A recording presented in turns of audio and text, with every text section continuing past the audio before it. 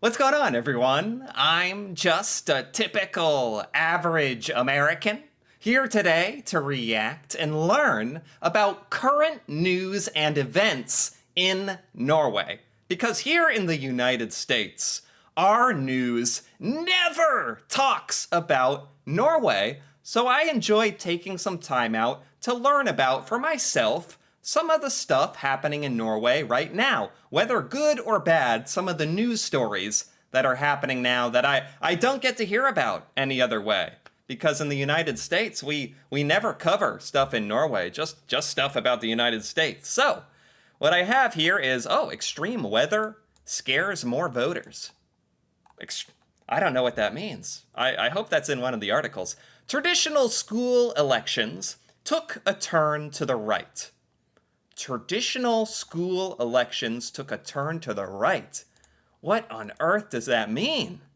Results of this week's national mock elections at schools around Norway showed another sharp decline for the incumbent Labour and Centre parties, and major gains for the Conservatives and right-wing Progress Party. I heard a little bit about this last week in the news about the conservative right-wing party in Norway gaining more popularity. I didn't know that Norway conducted national mock elections. Is that elections just with students, or are they just at schools?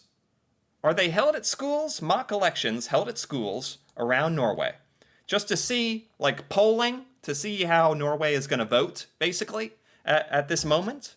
Interesting. The leader of the Young Conservatives organization claims a quiet conservative revolution is underway. Wow. Oh, wait, no, it is kids. Here, this picture shows students, school children. These politically interested youth are too young to vote, but they were busy visiting political parties' campaign booths in downtown Oslo. Oh, I don't know if this is the mock vote or not, but it's showing, young people interested in politics. That's good. Interested in, the government that's running the country. That's good. This goes beyond all expectations. Ola Sunnebi, exulted after results rolled in showing the Conservative Party, or Høyre, as largest in the land with 21.9% of the vote. Yeah, Norway, I'm not exactly sure what the political parties are in Norway, but I do think there's a lot of them, which is, in the United States, we only have two political parties, and it's a nightmare. Yeah, that's right, because in Norway, as a prime minister, I learned about Norwegian government. I just have to think a little to remember all that. Seneby later ran into trouble, claiming that, I think we can declare the Greta Thunberg generation dead. Wow.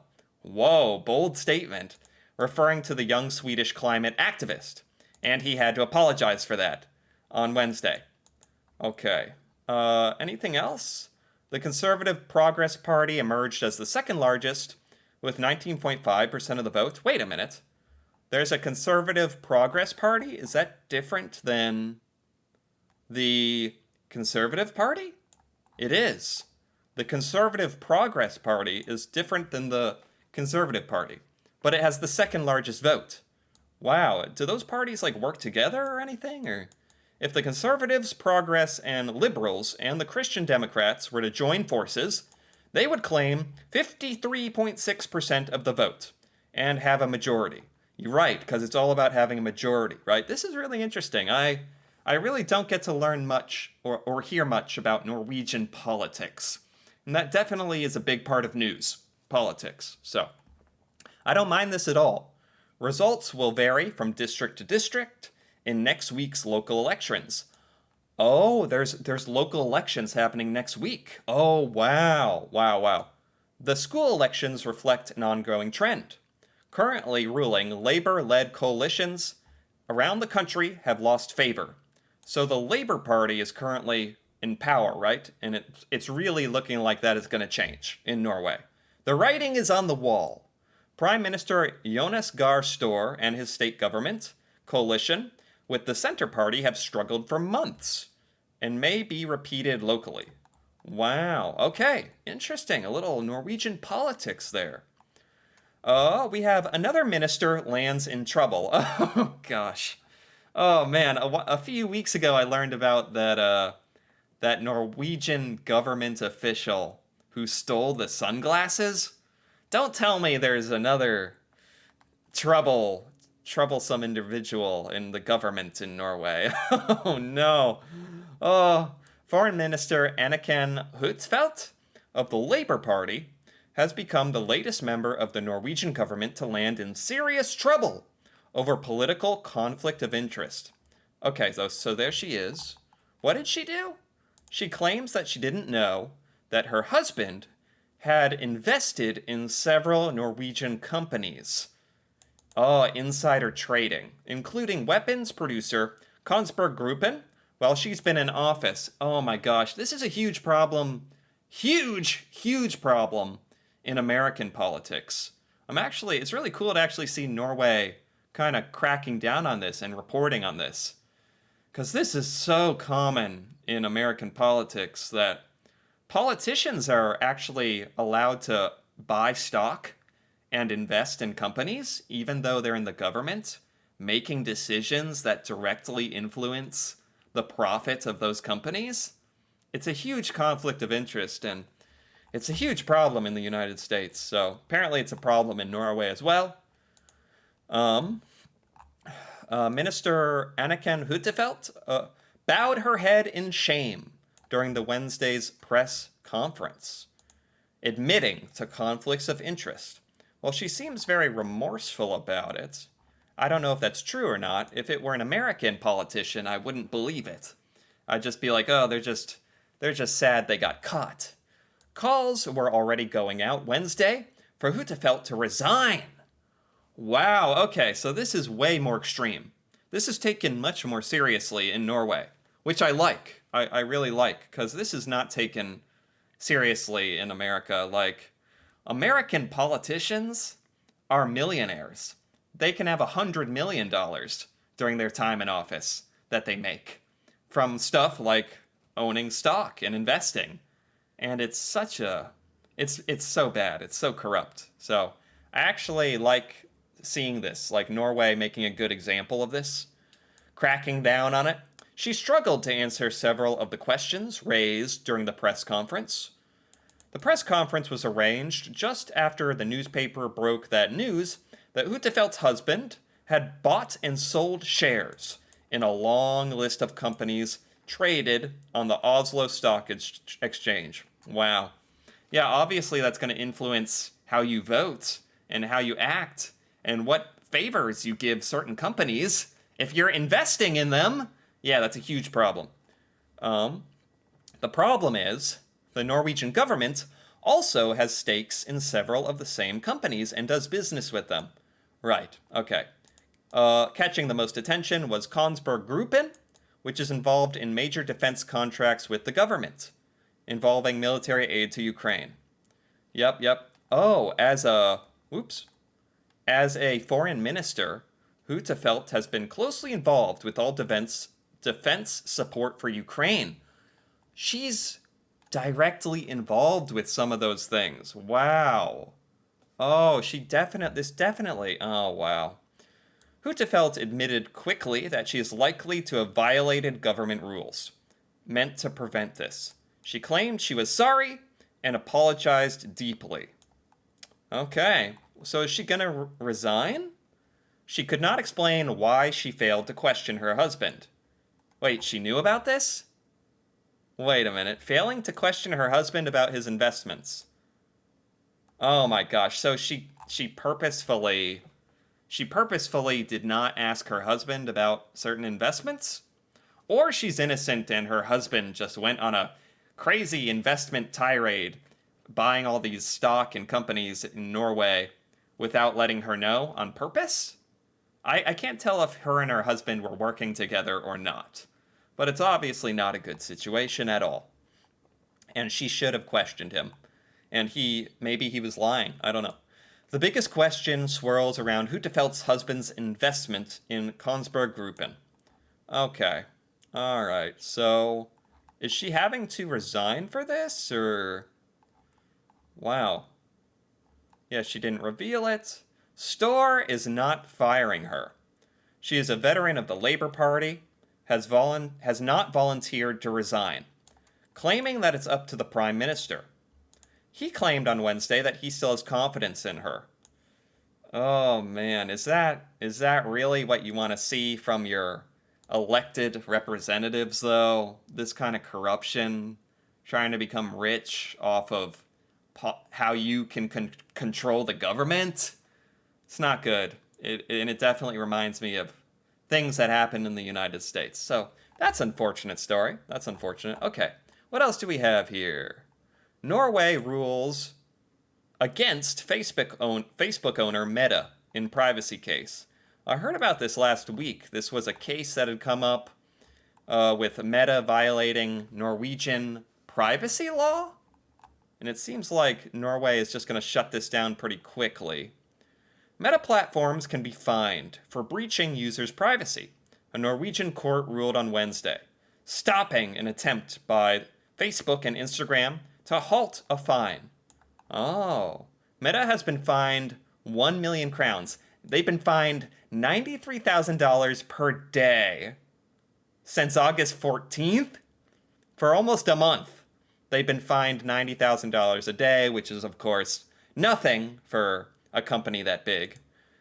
For harvesting user data and using it to target advertising on them. Yeah, this is a big thing that's come under scrutiny in the United States as well. A lot of similar stuff, actually, happening in Norway that the United States has struggled with. This data privacy has become like a much bigger issue in the US with when people realized companies like Facebook are literally selling their data to advertisers, their personal data. So Norway is really cracking down on this. That is good. What else do we have here? This is a big victory for privacy. So a Norwegian court ruled in favor of this. Okay, on Wednesday. Okay, so that's the verdict. Okay, so this was just like a little update that nothing has changed. Facebook, Meta tried to fight it, and that got kind of struck down. Rightfully so. Okay, it's a win for Norwegian privacy. So that's good. All right, some other news, Norway news we have here. From NPR, an arrow found in Norway is thousands of years older than initially believed. Ooh. See, this is the kind of news that's kind of nice. Kind of just wholesome, regular, happy news stories about history. This is nice. No corrupt politicians or data privacy stealing or anything like that. Archaeologists found an arrow in Norway, trapped in ice for 4,000 years. Oh, wow, it's the arrow shaft. If I found that, I'd have trouble even telling it was an arrow. I'd just be like, all right, I gotta throw this stick away. No, that's a priceless artifact. 4,000 years old. That's awesome. Oh, wow, from the Iron Age on Mount Lavho in Norway. Wow, 4,000-year-old item. Wow, from the Stone Age. Oh my gosh, that's amazing. Researchers can determine the age due to its shape and will submit a sample of it for carbon dating. Very cool. Sometimes when an arrow misses its target, it's burrowed deep into the snow and lost. Oh, and little did they know when they shot that arrow 4,000 years ago that they would find it. 4,000 years later, and some American on YouTube would see it. So that's cool. All right, what else do we have here? Metal detectors make Norway's gold find of the century? Oh my gosh, this is kind of cool. I like these stories. These are little local stories in Norway. Erlend Bohr, out walking on doctor's orders, found a cache of rare medallions using his metal detector. That is insane. A Norwegian man out walking unearthed rare 6th century gold jewelry using his new metal detector. Norway's gold find of the century. This is such a funny story. This is so wholesome. Look how happy he looks. That's the dream, isn't it, for all metal detector enthusiasts? Going out with your metal detector and finding the gold find of the century, a bunch of ancient medallions. Wow. The cache had 9 gold medallions, gold pearls, and opulent necklaces, rings. Wow. Important part of Norwegian history, no doubt. Oh, that's really cool. Okay. Oh, this is again the rings and gold pearls, Norwegian gold find of the century. That's so cool. Um, what else do we have here? A lot of a lot of coverage on the gold find. That's really cool. See, that's the kind of thing where I would never have heard about that. Definitely would never have seen that if not for actually going out of my way to look these stories up. So I really enjoyed that. They would not have talked about that fun discovery in the American news, I tell you that. This is Norway's wealth fund to close China office. Ah, so Norway kind of cutting some ties with China? Norway's $1.4 trillion wealth fund, one of the world's biggest investors, right? One of the world's biggest funds, is closing its only office in China. Though it will continue to invest in China, in the country, a number of financial firms are reviewing their presence in China in light of tightening regulatory oversight there. Okay, this is kind of...